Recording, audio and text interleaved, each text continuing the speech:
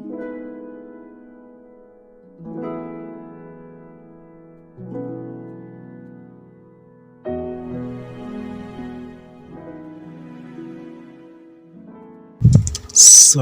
Gloria dan selamat berjumpa kembali dalam siaran renungan kedalaman hati senyum pagi THSTM kali ini dengan saya Lawrence dari Distrik Keuskupan Agung Kupang edisi Selasa 14 September 2021 dengan tema Salib Tuhan itu pembebasan dari umat. Marilah kita siapkan hati mendengarkan sabda Tuhan. Bacaan diambil dari Injil Yohanes pasal 3 ayat 13 sampai 17. Yang demikian bunyinya. Percakapan dengan Nikodemus.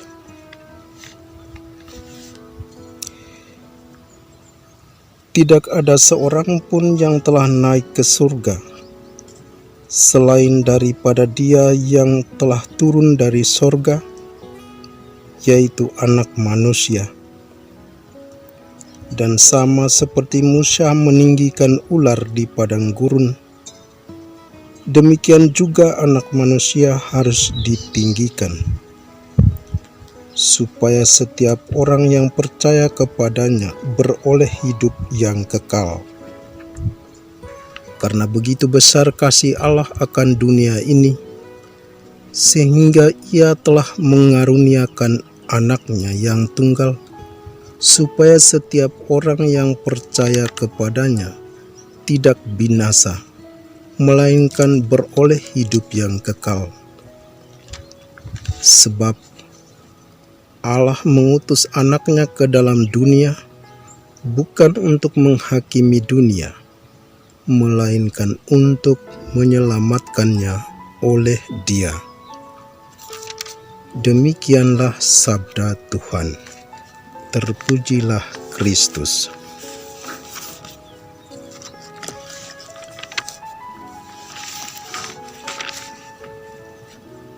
Para sahabat THSTM di mana saja berada,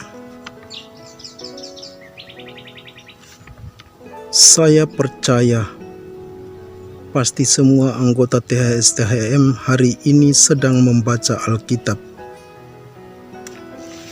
Khusus dalam kalender liturgi hari ini, bacaan pertama dari kitab Bilangan pasal 21 ayat 4-9.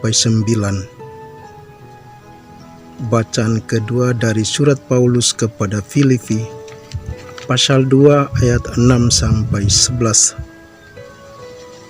Dilanjutkan dengan bacaan Injil dari Injil Yohanes pasal 3 ayat 13-17.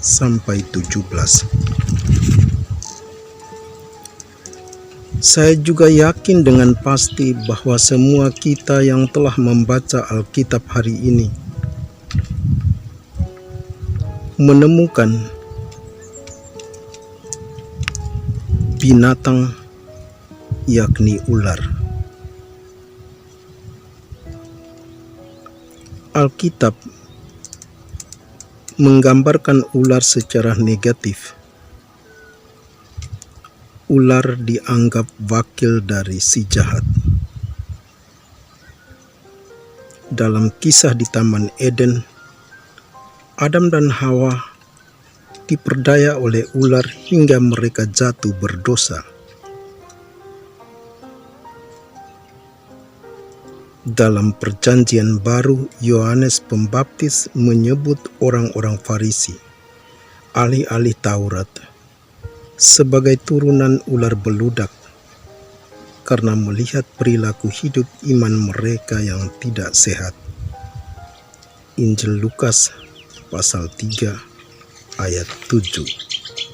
Bahkan dalam dunia perfilman, sinetron TV, binatang atau ular dipakai sebagai yang mewakili kejahatan, seperti ular siluman, setengah yang berbadan berkepala manusia yang menakutkan, suka memagut, suka melilit, suka menelan, suka mengeluarkan racun berbisa bagi musuh-musuh bebuyutannya.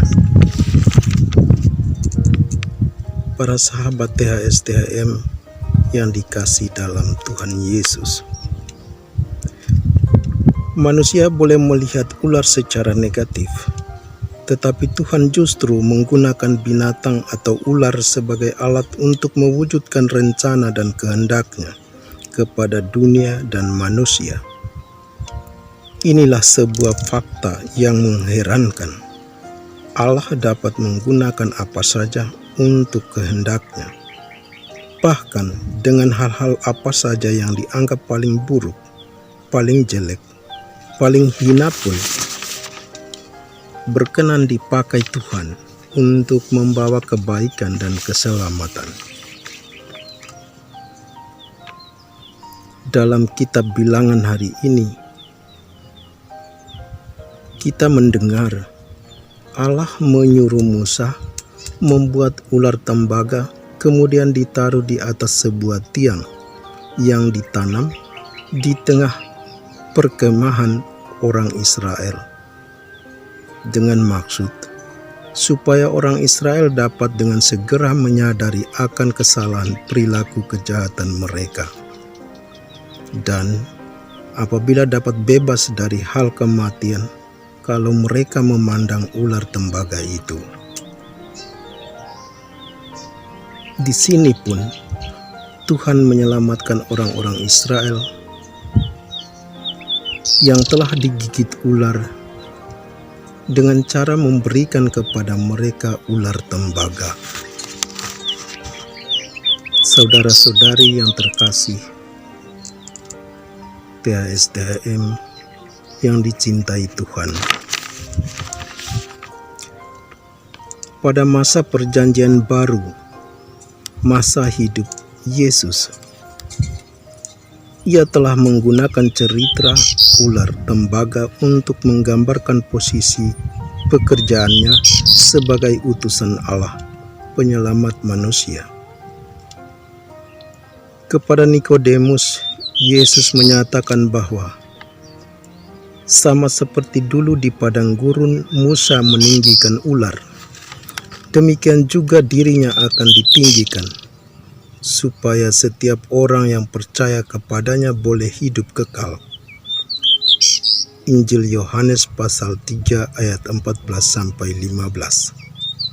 Maksudnya Yesus menunjuk kepada salib, di mana tubuhnya akan ditinggikan.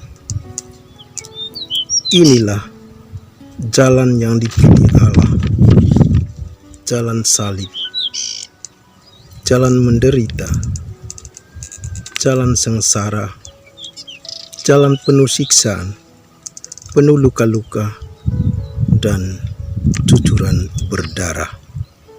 Bahkan, korbankan diri untuk melawan dosa dan kejahatan manusia. Allah membiarkan manusia menyalibkan putranya, supaya manusia yang mau percaya dan menerima salib itu dapat dibebaskan atas maut dan dosa dilenyapkan.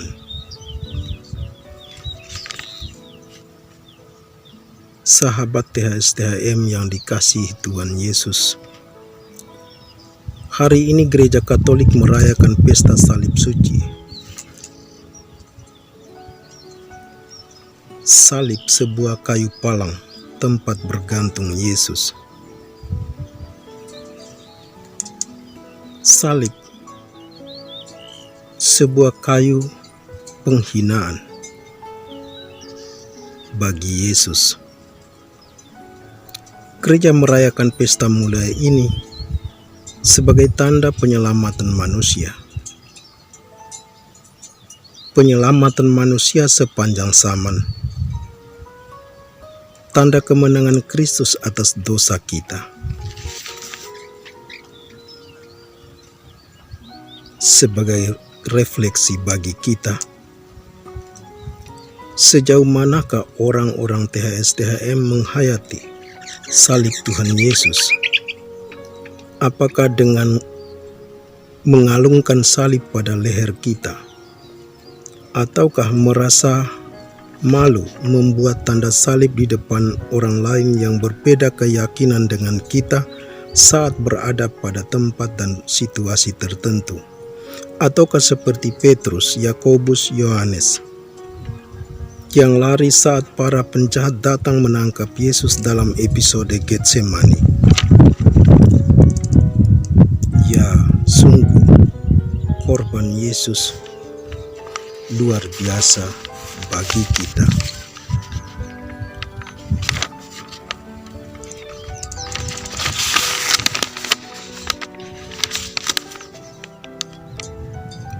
Bacaan kedua hari ini Filipi pasal 2 ayat 6-11 mengingatkan kita akan peristiwa itu.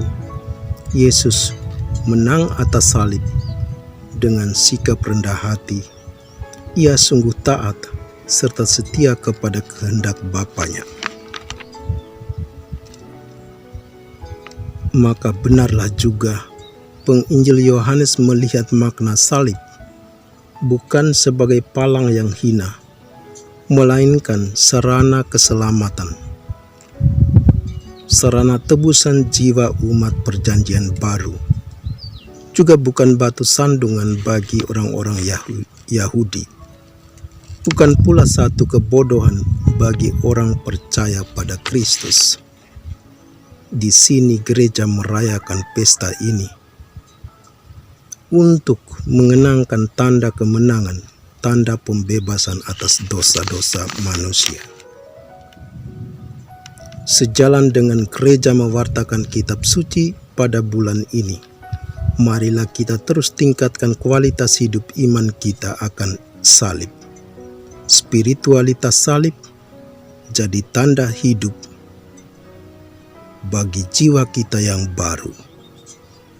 Hidup dalam kerendahan hati, hidup dalam kesetiaan akan iman,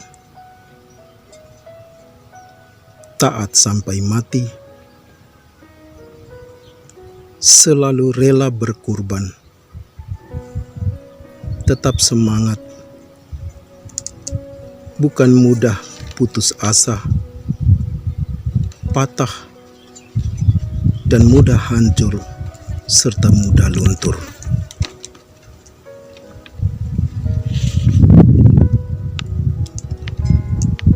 Marilah kita menangkan salib hidup kita. Semoga Tuhan Yesus memberkati kita. Amin. Marilah kita berdoa. Dalam nama Bapa dan Putra dan Roh Kudus. Amin.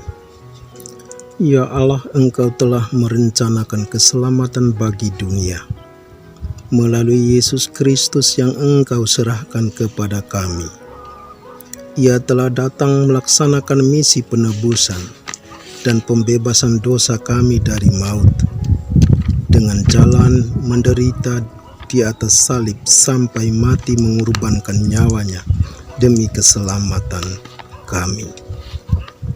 Semoga dari salib Putramu ini semakin menguatkan iman kami untuk terus memaknai salib hidup kami masing-masing, sesuai dengan tugas dan panggilan di dunia ini, agar kelak kami mengalami kemuliaan bersama Putramu dalam kerajaan surga.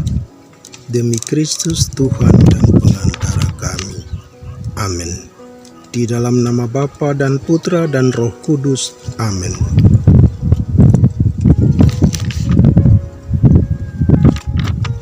Sahabat-sahabat pencinta THS-THM, demikian renungan kali ini. Sampai jumpa lagi pada kesempatan bulan mendatang. Salam Gloria, Deo Gratia.